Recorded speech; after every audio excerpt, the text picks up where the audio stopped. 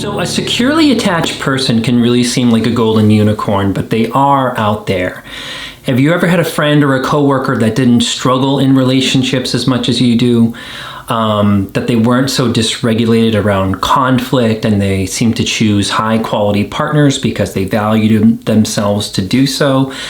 And coworkers or a friend of mine that seemed to be securely attached, they would actually bug me because I would both feel ashamed of my own attachment issues when I would compare myself to them, but I'd also get annoyed about their lack of upset with others and their partners. Like, I wanted to hear the dirt, I wanted to hear the drama because I lived in that, and they didn't really have too much of it for me.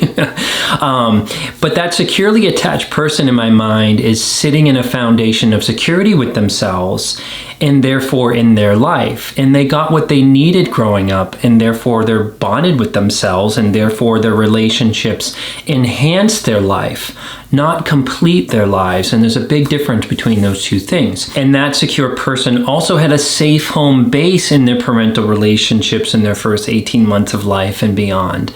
And probably unlike me, they weren't so devastated by crushes or longing for connection as a child because they already had it, and they could explore life in the world more freely than, say, I could. And I'm sure that they were like us, like nervous on the first day of kindergarten, but they can consistently rely on a safe person to regroup with at the end of that day. So the securely attached adult also tends to respect and value themselves because someone taught them to. They have an easier time with boundaries and getting out of situations that don't honor them. So they might have a much easier time leaving, say, a toxic job or a bad relationship, which is kind of baffling to us as childhood trauma survivors because we tend to go the distance with those things. They can roll with their life better. They can be in a relationship without being terrified or ending it or being exhausted by intimacy, which some of us struggle with. And while this kind of person might seem fictitious or even annoying to us given our experience as trauma survivors, it is possible to work on and fix our attachment wounds, which was my experience in therapy. So, and I know not everyone experiences that from therapy, but I was a pretty wounded cat, and given that I was raised by two very narcissistic parents who were burdened by the role of being a parent instead of realizing what being a parent actually means. And I'm going to come back to that later. So in this video, we're going to look at our attachment wounds through the lens of being raised by narcissistic parents, and not just treat attachment wounds like they're zodiac signs, like, oh, that's just who I am. And by narcissistic parents, I mean parents who aren't just those with narcissistic personality disorder, although it can mean that, but narcissistic in the way that they're more focused on their own comfort instead of being a parent and in the role that they decided to take on. And they know what it means, or even call me crazy, that parents who actually cherish and enjoy having children, like we see with someone who might be more securely attached. Secure attachment, self-love, self-respect comes from a parent truly seeing and cherishing their children while consistently showing up for them in a good enough way. If you're new to me or new to the channel, welcome. If you like this video, feel free to hit some buttons on the screen you can't miss with any of the buttons, specifically the like or the subscribe button. When you subscribe to the channel, it greatly increases the community around childhood trauma recovery. And if these videos are helpful to you into your recovery, you can consider supporting the work that goes into the channel by supporting me over on the Patreon that I have. And in addition, I just started a monthly membership community, which is available through my website. And that consists of 2 live Q&A sessions for an hour and a half twice a month. You also get all access to all my e-course childhood trauma work, and you'll also receive weekly inner child reparenting journaling prompts that I send out to keep you engaged in childhood trauma work in a good enough way. And if you follow this white ball like right up here, that'll take you right to register for the community, the monthly membership, take you right to everything you need to know. So let's briefly go over the general attachment theory that we currently know and we often see. The 4 styles being secure, anxious preoccupied, dismissive avoidant, and fearful avoidant. A simple way to look at these 4 are on an axis, with the top 2 quads having a positive view of others and the bottom quads having a negative view of others. Then we flip it from left to right, where the left 2 quads are a positive view of self and the right 2 quads have a negative view of self. I like this view of it. Here are some general vibes for each style. The secure person at baseline is like, I like me, and I like you, and I like us. Kind of nice. The anxious preoccupied is like, I like you and I have to get you to tolerate me. The fearful avoidant vibe is, I don't trust you and I don't like me, but I need you to survive. And finally, the dismissive avoidant is, I'm better alone and you'll mess my peace up. We could add something like, but you can hang out as long as we really don't connect. Little caveat to that one. The styles aren't just for our romantic partners, all kinds of relationships. To take those vibes further, here is what each style might convey in their first couple therapy sessions with me. In those first couple sessions, I often give reading assignments about shame and the family system to get them going on their childhood trauma. And let's just say in the second session, the anxious preoccupied person might say, I got the book, I loved it, and I read the first 4 chapters like you said, but I'm worried you want me to do extra credit because I always get things wrong. I was worried you might be mad that I only did the reading you asked. They might idealize me and downplay themselves a little bit. They have a positive view of others, but a negative view of self. An anxious, preoccupied person might give me a lot of power that I don't want, and think of their early trauma bond with, say, a narcissistic parent. And yes, this is in the realm of things like codependency, fawning, people-pleasing, that kind of a thing. The fearful avoidant might say, yeah, I got the book, but why did you suggest such a heavy book when you know I'm coming from childhood trauma? But you're the only one who gave me an appointment since no one else wanted to see me, so I guess I'm here. They might criticize me, but they still need me for fear of not being able to find somebody else. They have a negative view of others and self. They give me a lot of power to rule over them, which is something I definitely don't want. And think of their early trauma bond with the narcissistic parent. Like, where does that stuff come from? This falls into the realm of like cry for help, and a lot of projection of double binds is something that I'm going to get into later. The dismissive avoidant person might say, yeah, I didn't order the book, but I did find a better one. Also, can we take this down to once a month because once every 2 months, because weekly is just such a distraction since I can just do the reading on my own. They might seek out therapy, but they're going to be doing it on their own terms. They have a positive view of self, negative view of others. The dismissive avoidant person doesn't believe in a healthy shared power, and they will get out of those dynamics that involve kind of that thing. Think of their early bond with a narcissistic parent, and this will fall into the realm of lone wolf, being shut down, and kind of has some definite escape, trauma survival sort of vibes going on. All of these are coming from childhood trauma, and they're doing this for very, very good reason. So all this attachment theory can feel complicated and confusing, and I'd prefer there to be more discussions around how these attachment styles are actually a response to childhood trauma and poor parental-child connection.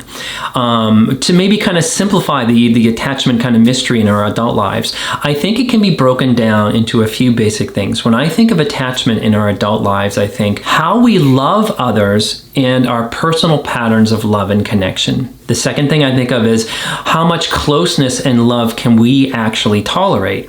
And the third idea is how we unconsciously behave in ways that messes up or limits our connection with others.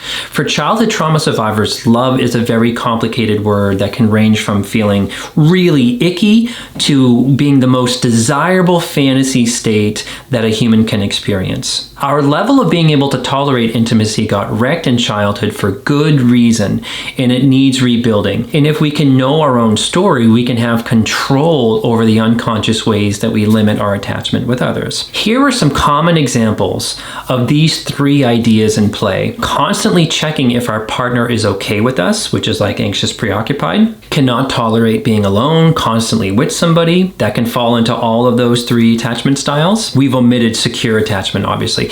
Constantly checking if they are leaving or if they are cheating. That can fall into the realm of anxious preoccupied and some fearful avoidant. Being in a committed thing but missing independence, that's more of a dismissive avoidant. Dating beneath us or dating unavailable people, all 3 attachment styles can do that one. Or we end up being long, drawn out, dramatic, on and off again partnerships, all 3 can do that. Avoiding connections with others altogether, not needing anyone, it's more dismissive avoidant. Or being intimidated by healthy and being attracted to dysfunctional, and all 3 of the styles can get into that one. And to complicate things more, attachment attachment styles in my mind are fluid. In my past, I've been dismissive avoidant in good relationships, and I've been anxious preoccupied in bad ones. Go figure, right? So now about the narcissistic parent and that word I use, power, about those clients and those sessions. Let's look at some qualities of a narcissistic parent in categories. Remember, a narcissistic parent or a self-consumed parent is someone who is choosing their own comfort over the job responsibility of guiding a child through development, through love. Some of these can really overlap. So narcissistic parenting styles, again, think of self-consumed, not just NPD, but it can be that too. The first is neglectful. Whether they're emotionally neglectful or they're really not present, it's like the parent who feels like almost like a stranger. There's the immature style, which might require the child to be the parent. Things like emotional incest, surrogate spouse, parentification, a needy parent, a parent who can't tolerate abandonment. They might do a lot of attention seeking. Another narcissistic parenting style is overbearing, super critical, super infantilizing, super controlling, enmeshed, highly anxious, super neurotic. Another is overwhelming, which looks like the prior one, but I mean more that in like the terror-inducing parent, highly intrusive parent, the energy vampire parent, the parent who lives vicariously through you, which is like this parent is like a force to be reckoned with. Then there's something I call just simply mind effers. These are the competitive narcissistic parent, the parent who is they're the only ones who are ever right, the jealous parent, the vindictive parent, the gaslighter, the parent who is dismissive of a child's reality and their self, the parent who easily rewrites history. Another is the thoughtless and oblivious parent, or the shame-producing parent, which is like the addicted parent, the mentally ill parent, the unconscious talker, the disheveled parent, the entitled parent. All of these styles involve a disconnect from empathy or a total absence of it. Now, let's think about some following relational issues that come up from any of these narcissistic parents, like the relationship between the parent and the child. There is lack of shared power, lack of autonomy or too much autonomy, like in the kid. There's really a complicated idea around affection. There could be a whole other video about how we might get the heebie-jeebies around affection in our adult lives, or we're constantly craving affection. So it's a complicated thing, so therefore affection is complicated. Another is lack of mental boundaries, like the ability to disagree or to have different likes, or like truth-telling. There can be a lack of reliance and trust, lack of mutually shared existence, think like togetherness, teamwork, playing with kids, and there can be definitely a lack of agreeableness, just like kind of getting along in a simple way. I want you to look at these. Pause the video right now and look at this list and think of how the list manifests in your adult romantic relationships, past or present. Take a few minutes and take that in. So now let's walk through some possible reasons why you might develop any of these 3 attachment styles as a result of narcissistic parenting. We excluded secure attachment since we've already covered that. Keep in mind, I'm just giving possible reasons for each attachment style, not just concretely saying that this always causes that. Like, you're the expert on your own story. I'm just trying to get you to make connections to how having a narcissistic parent affected your attachment and how it still affects you in the present, so you can begin to do some work on separating and shifting. Inner child work is fantastic for that. Let's begin with anxious avoidant.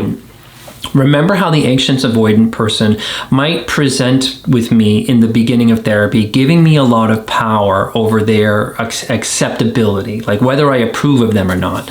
So how I see this attachment style is the person survived inconsistent caregiving and anticipated upset in the parent. They also got so good at reading what the parent might have needed or how they were about to react.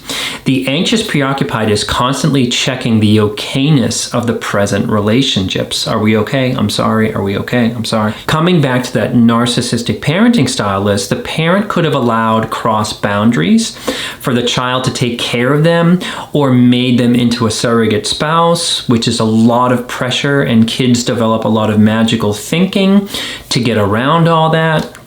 Like maybe I can solve dad's relationships, magical thinking. Abused children also get dysregulated if they can't make their parents' mood better, if the parent struggles with mood and outlook. When an anxious, preoccupied clients look at how they relate to others, there tends to be a pattern that they only know how to do intimacy by being helpful. And receiving help or receiving attention feels really off to them or shame-producing to them. One of my favorite questions to reflect on for childhood trauma survivors is, how do we relate to others? Are we caretakers? Are we ambivalent to others? Do we only connect through negativity? Do we need to impress? Do we need to make ourselves small and other people more better than us? The anxious preoccupied, I think, is preoccupied with the reactions of others. And they spent time being preoccupied with the reactions of their narcissistic parent, even in infancy, I think. Those reactions could have been rage, or that they didn't do the dishes, and they're like 5. The reactions could have been a depressive episode if the child got a C in math. The reaction could have been silent treatments, or worse, no reaction at all because the parent was super neglectful. This can be true in this attachment if the child was extremely neglected and feels like a personal parental reaction to them. What I mean by that is neglect is a personal message that we're not lovable, that we're not okay, we're not doing something right, and we have to find some secret code to get the parent to engage, which is really the origins of codependency. So if you identify with anxious preoccupied, you might be preoccupied with getting people to tolerate you by showing up for them in a certain way, which tells more of a story about the narcissistic parent than who you are as a person. Healing this, it looks like enjoying not having to feel like you have to win over others to keep them the peace or keep the ship afloat in some way. A big piece of work here is letting others have their reactions or feelings without being assigned that it's about you. Lots of good inner child work to do there. Possible narcissistic parents with this one, anything from alcoholic parents to parents who see their child as the emotional resource, parents who live in a morose kind of tragedy vibe, parents with mood issues like explosive to depressive. Could also mean parents who are really checked out, and the anxious preoccupied person usually felt the neglect or shut down parents was because they weren't lovable enough to be enough for that parent to wake up. The narcissistic parent, however they were dysfunctional in their style, they wrecked okayness for the anxious preoccupied. They wrecked being lovable, and they set the child up in an indirect or a direct mind FE game of, you have to be like this in order for me to tolerate you. For fearful avoidant attachment style, remember how that client with this might have been upset that I suggested them to do some hard reading, but then they felt that I was their only option. They were upset with me, but they're still going with it. The literature states that this comes from having a frightening or erratic parental caregiver. And I see it as inconsistent caregiving, that the child will be indebted for any kind of caregiving. This attachment style is an uncomfortable wrestling with relationships, and it really sucks for the person to feel seen and safe and try not to be forecasting terrible abandonment or rejection.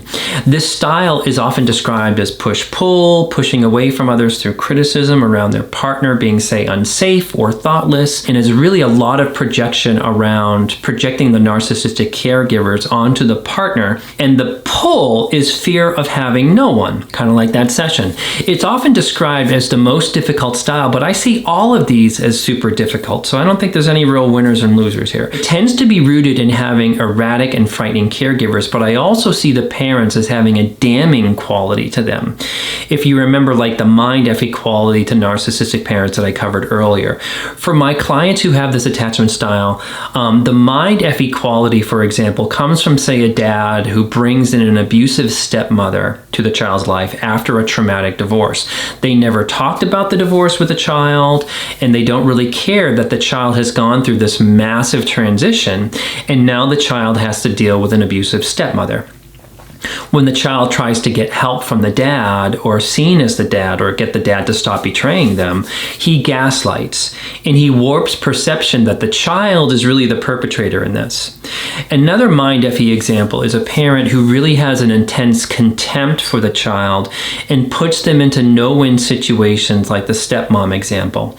Like say a narcissistic parent who always threatens giving up the child to foster care as a way to get compliance out of the child. That usually means to not burden the parent with your feelings, your natural feelings, or your natural needs as a kid, like lunch money, that kind of a thing. The kid's strategy is to just go along with someone that is totally intolerable, but also not having any escape or recourse. They're really stuck. And I think of the narcissistic parent putting their children in double binds and setting them up to be massively uncomfortable in reliance upon relationships. They're not going to get what they need, but they have to accept impossible dynamics. Then they get stuck in that exchange kind of dynamic in their adulthood. Someone with fearful avoidant might constantly create conflict to create safety or like homeostasis. They might test their partner's ability to care, constantly judging or switching from unsafe feelings to ambivalent feelings to have some power in it,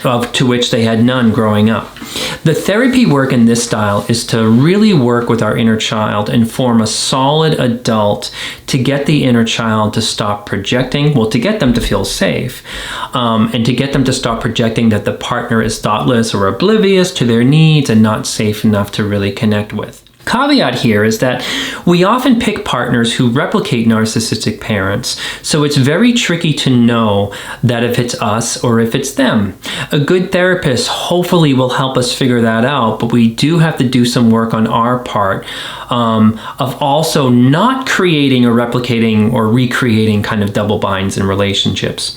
Also keep in mind that the genius of this survival strategy, as well as the other strategies, the person with this is trying to maintain some kind of power, some kind of safety and autonomy by the push-pull quality, but it really wreaks havoc in our adult lives, not just romantically.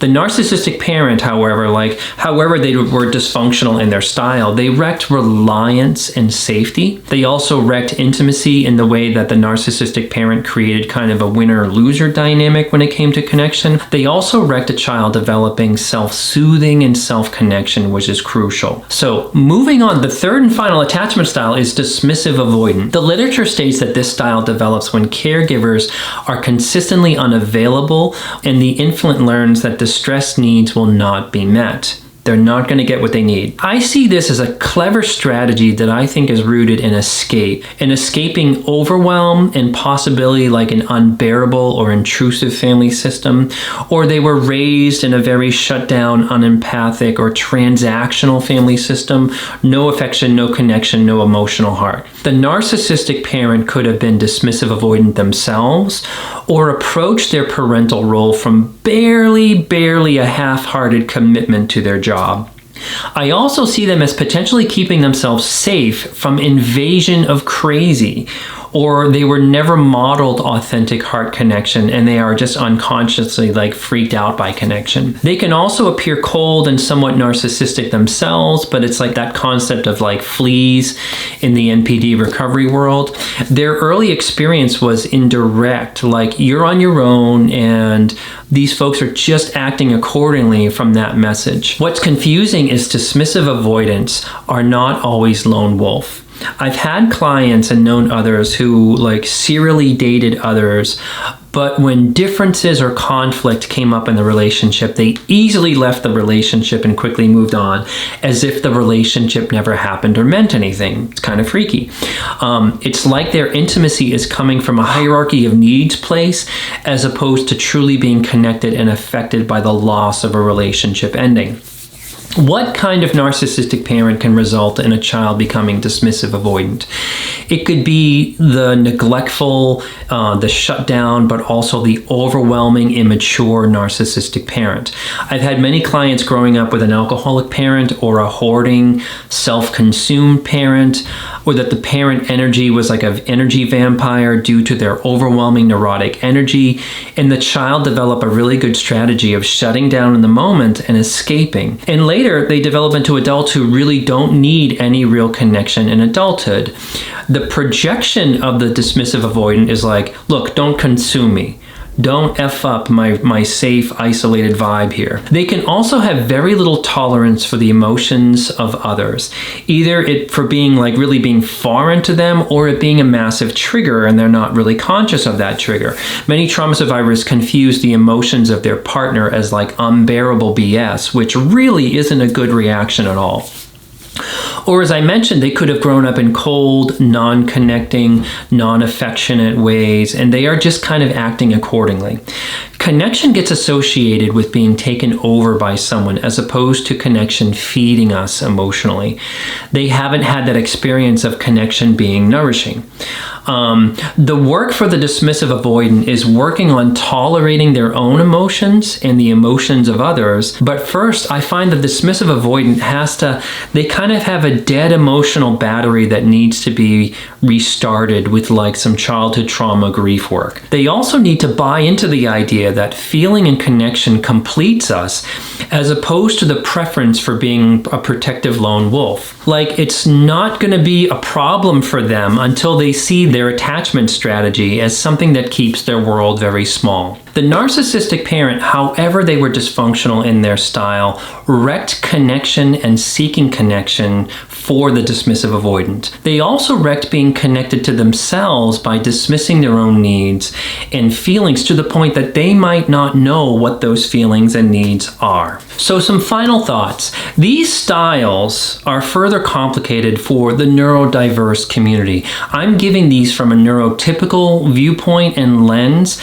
but I think that attachment theory isn't all one size fits all, so I wanted to acknowledge that. A trick to connect the attachment style you're struggling with to your childhood is if you imagine what spending a day with your narcissistic parent back in childhood would have been like, and sit with those feelings as you're imagining that. In a video I did about a day with my own mother, who was a very inconsistent alcoholic caregiver, you can gather from that video why in my teens and my early 20s I lived in an anxious, preoccupied attachment style. So it's a little bit of like a little bit of a thought exercise there. Would a day with your parent have been unbearable? Would it have been scary? Would it felt like a surprise when it shouldn't be a surprise to spend time with a child? Would it feel like you were along for the ride but not connected? Would it feel like you were part of but not seen? Would it feel like you were in a low-grade constant conflict with them?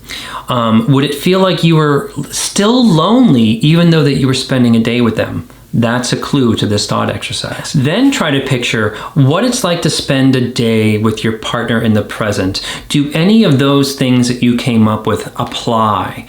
You know, can it be related to your attachment style? It's there for a good reason. Also, we can be fixed in one of the exact attachment styles, and you might look at these and say, yep, that's totally me. I'm dismissive, avoidant, or whatever. And I've been that way since middle school. But I often see these attachment styles as being fluid. We can be a different style with different people. And this really isn't going to sound good, but when we are dating beneath us, like with someone we don't really have any business kind of dating because they're not our equal, we might be dismissive, but we still might be in it. On the other hand, if we're dating someone who pushes certain buttons in us, like the I don't know if you're good enough button, we can be another style like anxious or fearful. So that's what I mean about things being fluid. So it can sometimes depend on the person, but it doesn't negate the trauma or the attachment to the narcissistic parent that we had to do to survive. So what to do about all this? Aside from identifying with one or more of those attachment styles, reflect on these guiding factors that I mentioned earlier. Number one, how we love others and our personal patterns of love and connection. Try to get a sense about what those are. Are you distant? Are you overly giving? Are you fine with things being a one-way street? Do you make things a one-way street? Do you do most of the work? Do you do not any work at all? That kind of question about how do you love? How are you when you're in it? How much closeness and love can we actually tolerate? What's your window of affection? What's your window of connecting in conversation with a loved one? What's your window when your partner is emotional? What happens to you and all that? And 3 is how we unconsciously behave in ways that messes up or sabotages or limits our connection with others. Do you criticize your partner in your head a lot to create distance or superiority? Do you date beneath you? Do you overwhelm them or annoy them by constantly asking if they're okay, but you can't seem to get yourself to stop? Do you excuse yourself from gatherings and that kind of a thing, not being part of? To help with that, there are courses on my website such as the Genogram, the Family Rules, the Children's Bill of Rights, that gets the ball rolling in understanding our story and how intimacy and or security got wrecked. You can also figure out why you do certain things. And if you'd like to work on attachment specifically, you can consider joining the monthly healing community that I offer, where I'll be giving weekly journaling prompts related to each video that I put out. And I hope this video has been helpful to you, or at least thought-provoking. I'd love to hear what you think in the comments. And I'm also thinking of doing another video about attachment and linking those with the trauma responses of fight, flight, freeze, submit, and cry for help.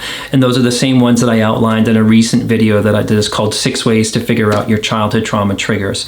So that's it. That's all on this one. And as always, may you be filled with loving kindness. May you be well. May you be peaceful and at ease. And may you be joyous. And I will see you all next time.